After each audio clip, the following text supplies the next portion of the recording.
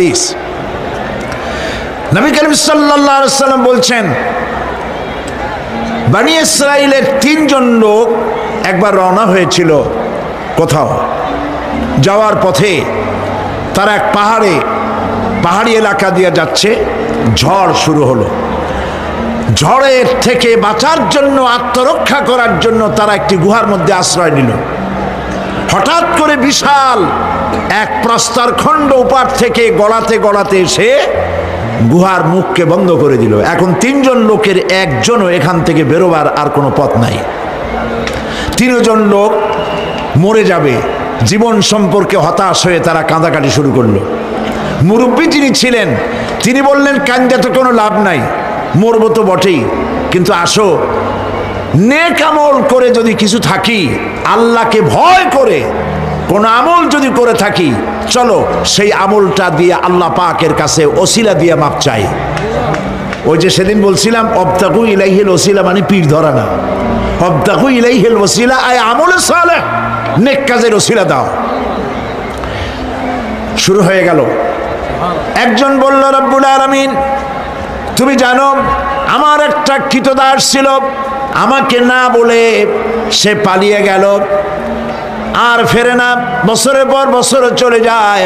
আমি তার পাওনা বেতন দিয়ে বকরি কিনেছিলাম, বকরিগুলির বাচ্চা হইল, মাঠ ভরে গেল। অনেক বছর পর ওই কৃতদাস যখন আমার কাছে ফিরে এলো, আমি তাকে বললাম, আল্লাহর বান্দা, এই মাঠ ভরা যত ছাগল দেখতে পাও সব তোমার নিয়ে বাড়ি চলে যাও। সে বলল, মালিক আপনি কি আমার সাথে তামসা করছেন? আমি তো না বলে গেছি আপনার কাছে, পালিয়ে গেছি, আমার তো শাস্তি হওয়া উচিত, আর আপনি আমাকে তামসা করতে যাবেন? না, তামসা না, তোমার বেতনের টাকা দিয়ে আমি এগুলি কিনেছিলাম, ওগুলোতে বংশ বাড়তে বাড়তে এগুলি হয়ে গেছে, এত হয়ে গেছে, কাজে এটা তোমার, আমি তোমাদেরকে এটা দিয়ে দিলাম, তুমি নিয়ে যাও। লোকটি বলল, রব্বুল আলামিন আমি তো শুধু বেতনের টাকাটাই দিতে পারতাম, আমি তো শুধু ইচ্ছে করলে ওই টাকা দিয়ে যে কয়টা বকরি কিনেছিলাম সেগুলি দিতে পারতাম। আমি তা না করে তার বেতনের টাকার সবগুলি টাকা দিয়ে যত ছাগল হলো, বকরি হলো, সব দিয়ে দিলাম। এই কাজটা যদি আল্লাহ তোমারে ভয় করে করে থাকে, মেহেরবানি করে এই পাথরটা সরাইয়া দাও। নবীজি বলছেন, আল্লাহ রাব্বুল আলামিন সঙ্গে সঙ্গে তার আপন কুদরতে পাথর সরাই দিলেন, কিন্তু মানুষ বেরোবার মতো পথ তখনও হলো না, অল্প একটু জায়গা সরেছে। আর একজন বলল, রাব্বুল আলামিন তুমি জানো আমি এক সুন্দরী যুবতী নারীর প্রতি আকৃষ্ট হলাম, তাকে আমি কুপ্রস্তাব দিলাম, কোনো ক্রমে রাজি করতে পারি নাই, বহু টাকার বিনিময় আমি যখন তাকে রাজি করেছি, আর নির্জন জায়গায় যখন আমি তাকে উপভোগ করতে যেতেছি, তখন ওই যুবতী মেয়ে আমাকে বলল, আল্লাহর বান্দা তুমি আল্লাহরে ভয় করো। আর রব্বুল আলামিন আমার দীর্ঘদিনের এই আশা, এত টাকা দিলাম, এর বিনিময়ে আমি যখন আমার কুপ্রবৃত্তিকে চরিতার্থ করতে যাব, এমন সময় যখন ওই মহিলা যখন বলল আল্লাহরে ভয় করো, তোমার ভয় আমার মনের মধ্যে এতটা গালিব হয়ে গেল, আমি এটাকে ছেড়ে দিয়ে তওবা করে দূরে পালাইয়া গেলাম। আয় আল্লাহ তাআলা, এই কাজটি যদি তোমাকে ভয় করে করে থাকি, তাহলে তুমি মেহেরবানি করে পাথরটারে সরাইয়া দাও। নবীজি বলছেন, সঙ্গে সঙ্গে পাথর আরো একটু সরে গেল, কিন্তু তখনও মানুষ বেরিয়ে যাওয়ার মতো পথ হয় নাই।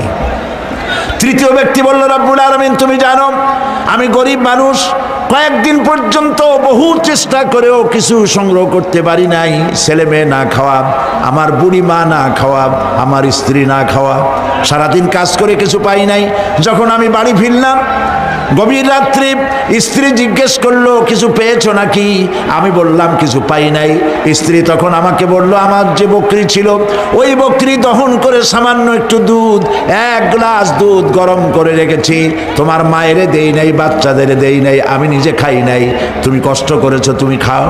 লোকটি বলল, রব্বুল আলামিন আমার ওই দুধের গ্লাস হাতে নিয়ে স্ত্রীর ক্ষুধার্ত চেহারা দেখে আমার মনের মধ্যে মায়া ঠিকই হলো, কিন্তু দুধ আমি তারে দিলাম না। আমার কলিজার টুকরা সন্তানগুলির দিকে, ক্ষুধার জ্বালায় অস্থির বাচ্চাগুলি, তাদের দিকে তাকালাম, বেদনায় কলিজা ভরে উঠল। দুধ আমি তাদেরও দিলাম না। এবার চলে গেলাম আমার মায়ের রুমে, যে দেখলাম আমার বুড়ি বাপ 2-3 দিন অনাহারে, মা আমার ক্ষুধায় পড়ে আছেন বিছানায়। আমি আমার সন্তানের দিকে তাকালাম, আমার স্ত্রীর দিকে তাকালাম, নিজেরও পেট, আমার পেটেও দারুণ ক্ষুধা, কাউকে দুধ দিলাম না। আমার মায়েরে ঘুমের থেকে জাগাইয়া পাশে বসাইয়া সবটুকুন দুধ আমার মায়েরে খাওয়াইয়া দিয়েছিলাম। রব্বুল আলামিন, এই কাজটি যদি আমি তোমাকে ভয় করি করে থাকি রব্বুল আলামিন, তাহলে মেহেরবানি করে পাথরটা সরাই দাও। আমার নবীজি বলছেন, সঙ্গে সঙ্গে পাথরটি গুহা মুখ থেকে সরে গেল।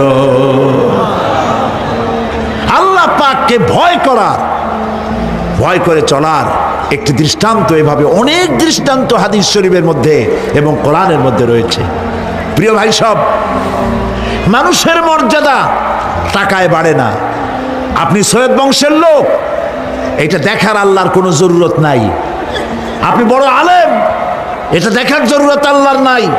আপনি প্রধানমন্ত্রী, আপনি প্রেসিডেন্ট, দেখার কোনো দরকার আল্লাহ পাকের নাই। কোন পয়গম্বরের বাপ, কোন পয়গম্বরের মা, কোন পয়গম্বরের স্ত্রী, তাও দেখার দরকার নাই আল্লাহ পাকের। আল্লাহ পাকের কাছে মর্যাদা, ইন্না আকরামাকুম ইনদাল্লাহি আতকাকুম।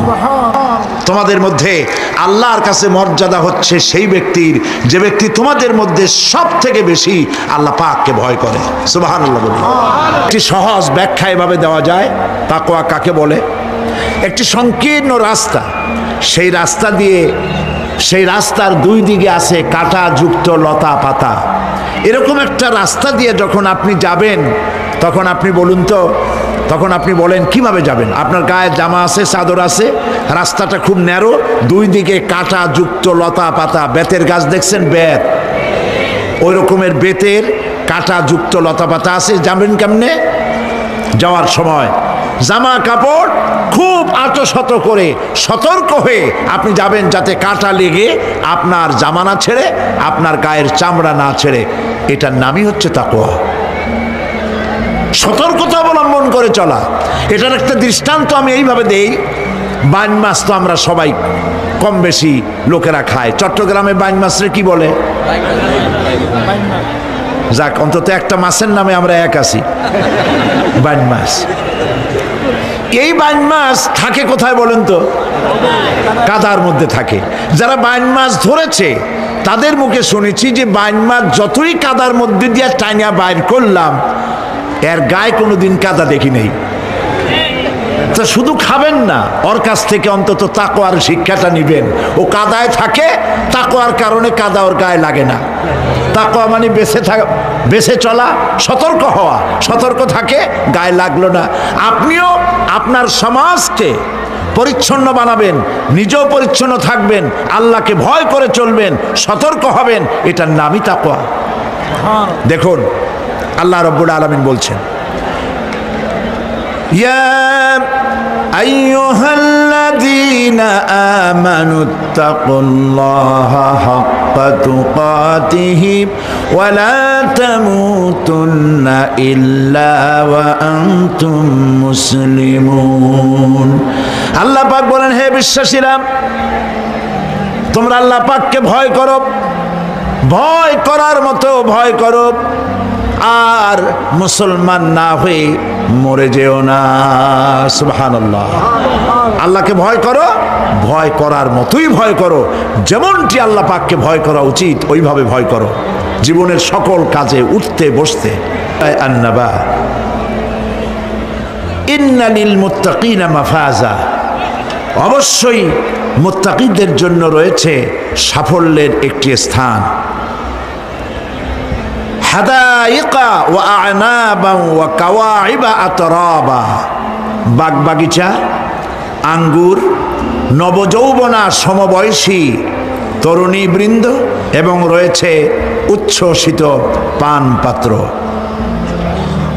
লা ইয়াসমাউনা ফিহা লাগওয়ান ওয়ালা কিযাবা, সেখানে তারা কোনো আজে বাজে মিথ্যে কথা শুনতে পাবে না। জাযাআম মির রাব্বিকা আতাআন হিসাবা, তোমাদের রবের পক্ষ থেকে এছাড়াও রয়েছে যথেষ্ট প্রতিদান এবং পুরস্কার।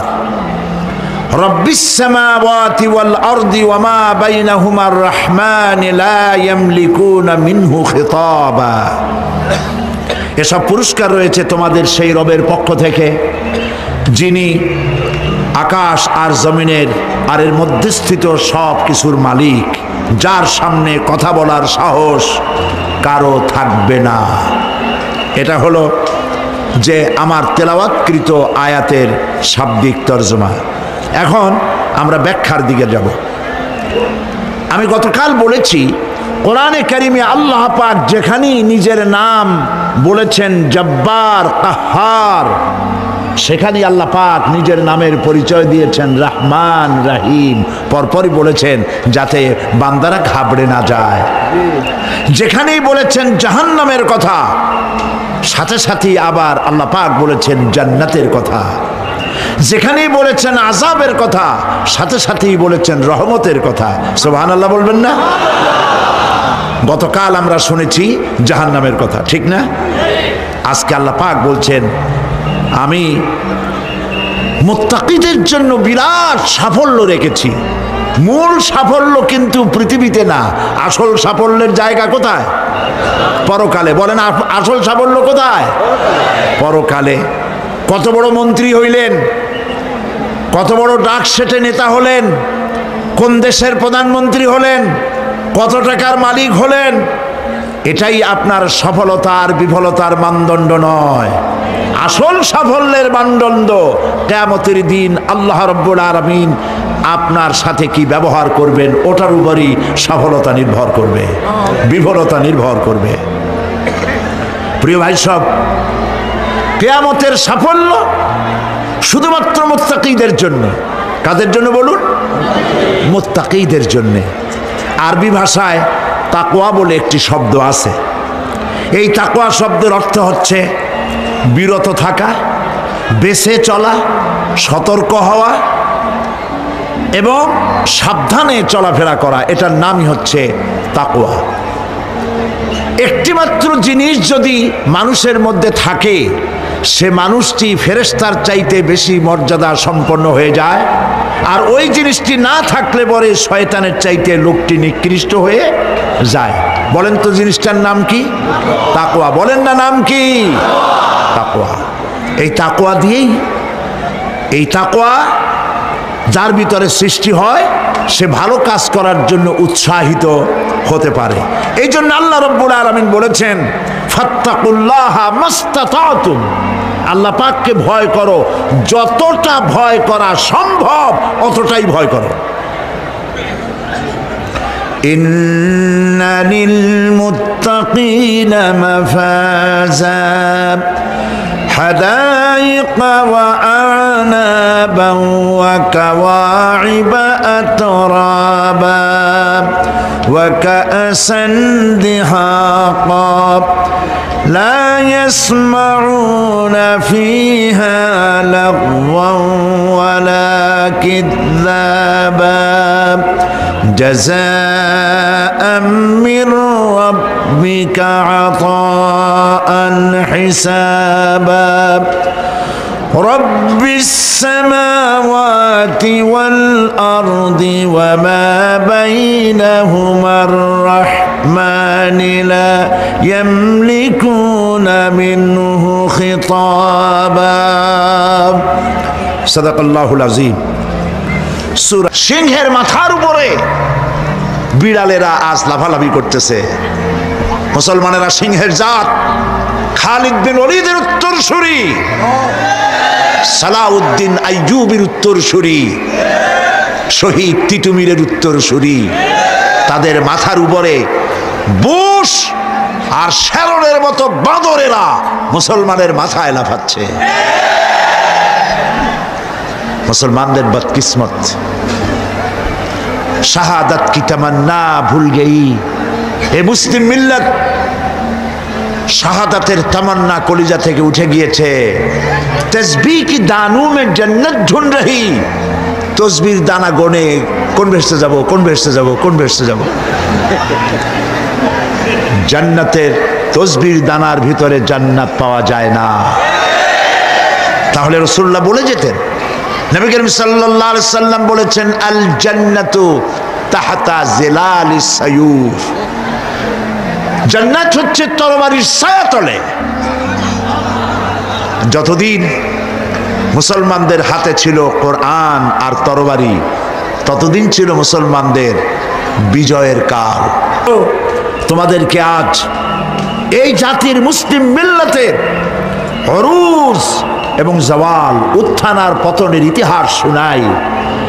এই মুসলমানদের হাতে যতদিন ছিল তরবারি আর কোরআন, ততদিন দুনিয়া তার পায়ে চুমা খেয়েছে। আর যখন কোরআনের পরিবর্তে এসেছে তবলা, বেহালা, গিটার, নারিন্দা, সারিন্দা, হারমোনিয়াম, সারেগামা, এই কপাল পোড়া যন্ত্রগুলি যখন মুসলমানদের হাতে এসেছে, কোরআন আর তরবারির পরিবর্তে কপাল পোড়া শুরু হয়েছে সেই দিন থেকে। প্রিয় ভাই সব, এটা একটা আলাদা বক্তৃতা, সেদিকে আমি যাব না। আমি আপনাদেরকে তাফসীর শোনাবো ইনশাআল্লাহ।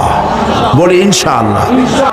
এই কিতাব দিয়েই, এই কিতাবের কারণেই তদানীন্তন পৃথিবীর super power Roman empire, Persian empire Nabi Karim সাল্লাল্লাহু আলাইহি সাল্লামের সাহাবায়ে কেরামের কদমের উপরে চুমা খাইছিল। সুবহানাল্লাহ। আজ আমরা লাথি খাই, আর ওই সময় আমাদের পায়ে ওরা চুমা খাইতো। আজকে রোমান এম্পায়ার, পার্সিয়ান এম্পায়ার যেমন সুপার পাওয়ার সেই যুগে, আজকের super power America, German, Japan, Britain, এরা হলো সুপার পাওয়ার। সেই যুগের সুপার পাওয়ার এরা মুসলমানদের পায়ে চুমা খাইতো, আর আজকের সুপার পাওয়ার এরা আমাদেরকে মারে। আলোচনা তো শেষ করতে পারবো না, তবে সংক্ষেপে কথা বলবো। শেষ করতে পারবো না কেন? আল্লাহ রাব্বুল আলামিন বলেছেন, قُلْ لَوْ كَانَ الْبَحْرُ مِدَادًا لِكَلِمَاتِ رَبِّي لَنَفِدَ الْبَحْرُ قَبْلَ أن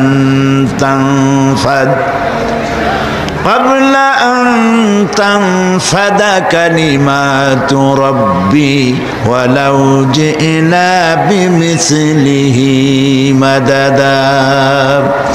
আমার আল্লাহ পাক বলেন, ও আমার নবী আপনি বলুন, तमाम পৃথিবীর সমস্ত সমুদ্র আর মহাসমুদ্রের পানি যদি কালি হয়ে যায়, আর তাই দিয়ে যদি আমার রবের কালামের ব্যাখ্যা লেখা যদি শুরু হয়ে যায়, লিখতে লিখতে तमाम পৃথিবীর সমস্ত পানি শেষ হয়ে যাবে, আমার আল্লাহ রব্বুল আলামিনের কালেমার ব্যাখ্যা লেখা শেষ হবে না।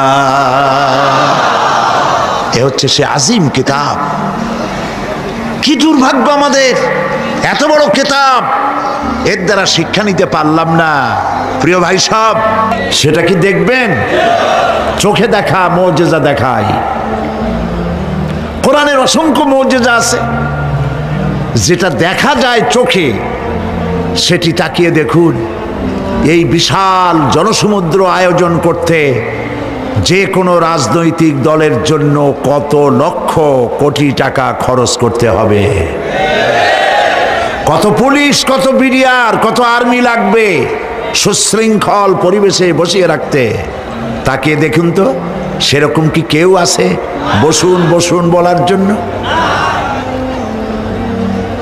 আল্লাহ রাব্বুল আলামিনের কালাম শোনার জন্যে আপনাদেরকে সমাজ কল্যাণ পরিষদের পক্ষ থেকে আপনাদেরকে নিশ্চয়ই বাস ভাড়া, রিক্সা ভাড়া দেওয়া হয়েছে, যাওয়ার সময় দেওয়া হবে।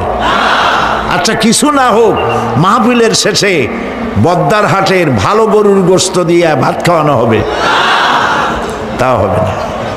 এক গ্লাস চকলেটও পাবেন না। তারপরেও এই বিশাল জনসমুদ্র পিন পতন স্তব্ধতা বিরাজ করছে।